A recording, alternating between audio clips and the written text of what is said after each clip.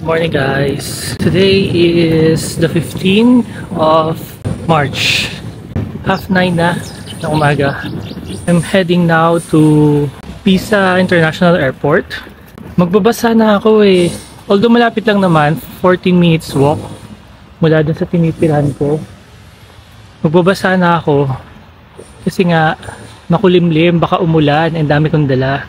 Kaya habang nag-aantay ako sa bus stop, nagtataka ako kasi dumaan, according kay Google Map, dumaan na yung bus, pero wala naman dumadaan na bus. Ganito rin yung nangyari kahapon. Kaya nagtataka talaga ako, may nakikita ba akong, meron bang bus na hindi ko nakikita? Tayo talaga to. Lakad ko na lang kasi mukhang di pa naman babagsak yung ulan eh. Hopefully. Ang plano dapat is iwan ko na lang muna tong luggage ko dun sa tinitirhan ko kasi umaga akong alis ng accommodation for tour going to Florence. Kasi isang oras na naman ang biyahe via train. Kailan kasi masama ng panahon, baka hindi ako makabalik. Katulad kahapon, red alert nga sa Florence saka sa Pisa, diba? I decided na cancel ko na lang yung Florence ko. Next time na lang. May next time pa naman eh. I still have enough time kasi ang boarding is 3 o'clock. Check ko tingnan ko anong gagawin ko sa free time ko ngayon. So, kita-kits na lang later. And dito ako ngayon sa Pisa International Airport in Italy. Dumating ako dito ng mga 20 minutes before 10. So, anong oras na ba? 11:30 na. Meron pa akong more than 4 hours waiting here. We're not going home to Dublin yet, but we are going to Budapest, Hungary. So we are gonna spend 5 days in Hungary, Budapest. So we're gonna explore Budapest for 5 days and let's see what's gonna happen with us. Hopefully, sana hindi umulan on my 5 days stay there. Ang boarding ko 3 o'clock, 3:10 ata. Tapos ang alis ng aeroplano is 3:40. Kaya lang, feeling ko madedelay yung aeroplano kasi may nabasa ako kanina sa announcement dito sa airport na from 4 a.m. until 2 a.m. lahat ng mga flight is expect daw na may delay kasi nga because of the red warning, malamang sa malamang delay din yung flight ko. Anyway, update ko na lang kayo pag nasa Budapest na tayo. I'm so excited. Okay, see you guys.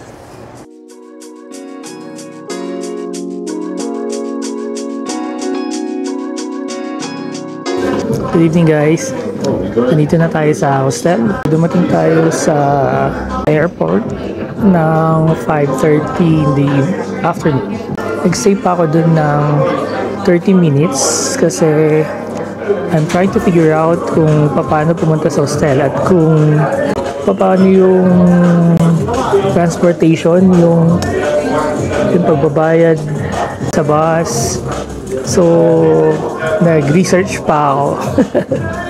Check muna ako sa YouTube, online, ayun, kung paano yung system ng payment. Kasi every country dito sa Europe, iba sila ng ng proseso. Ayun nga, nalaman ko na pwede kang mag-upload o mag-download ng apps. May apps na Budapest Go, then online na yung payment doon.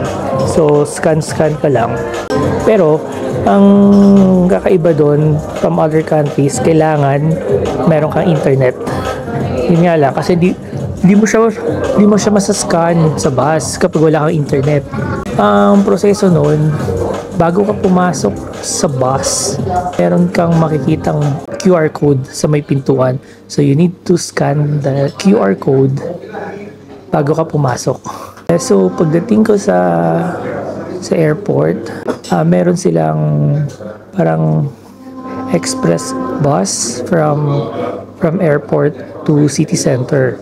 45 minutes ang travel nun from airport to city center. So, it costs like 5 euros or 6 euros. Bumili na rin ako ng, ano lang yun, one way lang yun.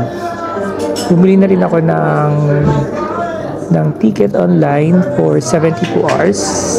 So, 72 hours, unlimited yung sakay ko sa bus, sa train, and sa tram. Pwede rin naman na bumili ka ng kada ride mo. Kaya lang para kasi sa akin hassle masyado eh, kung every sakay mo bibili ka muna ng ticket. Pwede ka rin naman bumili ng yung physical na ticket, pero maghahanap ka muna ng machine kung saan ka makakabili ng ticket. So advice ko, i-download nyo na lang yung Budapest Go kasi hassle free. Ayun, online na rin yung bayad. Pwede kang kumuha ng online ticket na per ride. Pwede ka rin namang bumili ng ticket na for 24 hours. Pwede rin naman na 72 hours. So, kinuha ko 72 hours kasi for sure magagamit ko naman yun eh. Kasi, syempre, we need to explore Budapest. So, nasakay ng bus. Unlike dun sa Pisa, Italy, wala silang apps na kung saan pwede kang bumili ng online ticket. Kailangan mo talagang maghanap ng ticket machine. Pwede rin naman palang sa Pisa, yung debit card mo, tap ka ng tap. So, andito ako ngayon sa Maverick Central Market. Yun yung pangalan ng Tama ba? O yeah, Maverick Central Market na hostel. Maganda siya. Andito yung bar. Andiyan din yung kainan. Tapos dun sa taas, merong pole doon. Tama ba? Billiard. And then, andito yung reception. Yun lang. Ano nang oras? It's already 7:30. So I think I need to take a shower. Hindi pa ako nagsha-shower eh. Nag-dinner lang ako dito. Nag-dinner ako ng croissant. So, tomorrow, meron tayong tour. So, see you tomorrow. This is our first night here in Budapest. So, we are gonna spend four nights here. See you! Pagod na ako.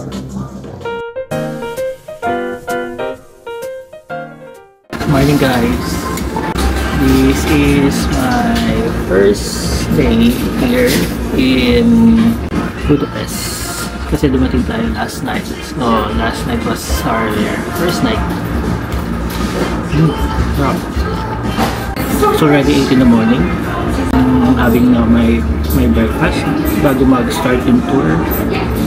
Pero, ang breakfast nila dito, hindi included sa binayaran ko yung breakfast. Ang breakfast nila dito is 10 euros per breakfast, pero unlimited. Siguro makakatatlong balik ako nito. Yung binayaran ko nga pala dito is for 4 nights, it's only 69 euros. Mura kasi dito sa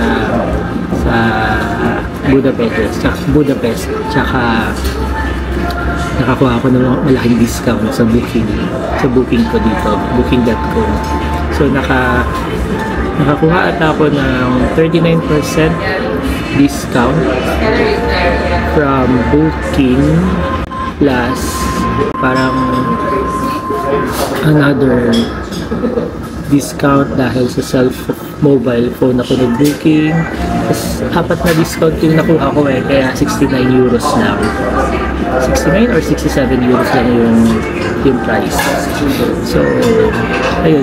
So, breakfast muna ako. See you later.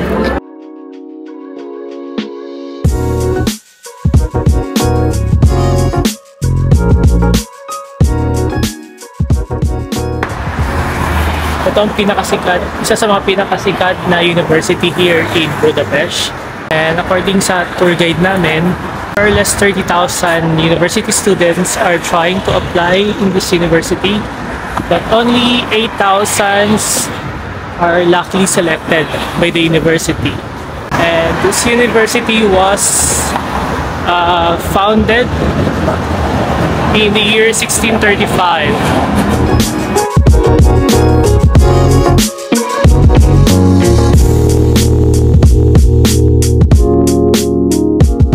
I just found out tamang pronunciation pala ng Budapest is not Budapest. It is Budapest. Ang S nila is Esh, not S. So it should be Budapest. Bye.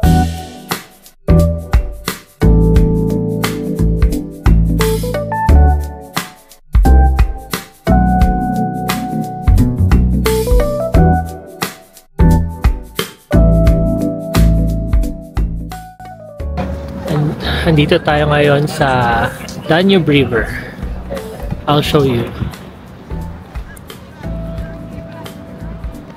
Danube River is the second longest river in the entire Europe. Tulad ng sinabi ko kanina, it is not Budapest, but it is pronounced as Budapest. And Budapest consists of two cities, the Buda and the Pest. No, not Pest, sorry, Pest. Buda and Pest. So, this is the Buda side. That's the Buda side. And sa tapat niyan, kung nasaan ako, is the Pest side. Buda side is ano siya, mabundok. The Pest side, plain lang siya. I mean patag siya. And Pest side, twice as big as the Buda side.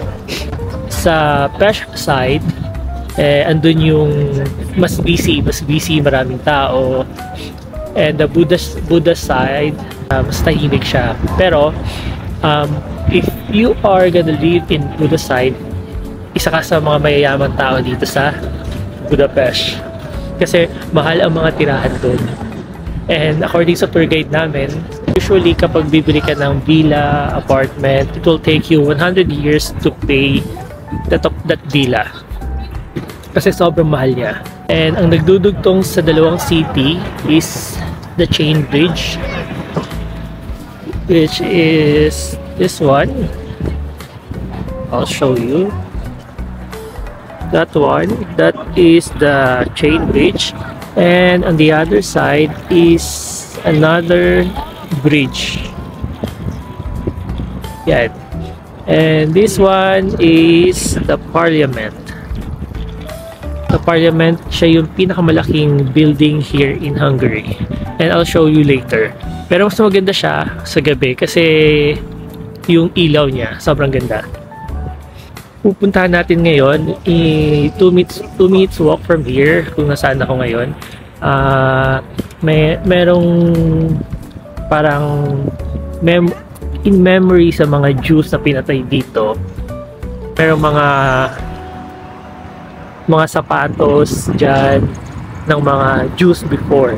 Kasi during Nazi period, pinapatay nila ang mga Jews. So, what they've done is inutusan nila yung mga Jews dito na tanggalin yung mga sapatos nila. At nung natanggal yung mga sapatos nila, isa-isa silang pinagbabaril, firing squads sa ulo nila. Kanya-kanyang itinapon yung mga katawan nila dito sa river na to. Ganun kalupit dati. Guys, connection pala dun sa sinabi ko kanina. Budapest is a union of 3 cities. 3 cities siya. Union of 3 cities in 1873, which is the Buda city, the Obuda city, and the Pest city. So during that time, nagkaroon ng union ang tatlong city. So tinawag na siya into Budapest. And then this building at my back is the House of Parliament dito sa Budapest, or itawag din nilang House of Nation. And this is the biggest, until now, this is the biggest building in the entire Hungary.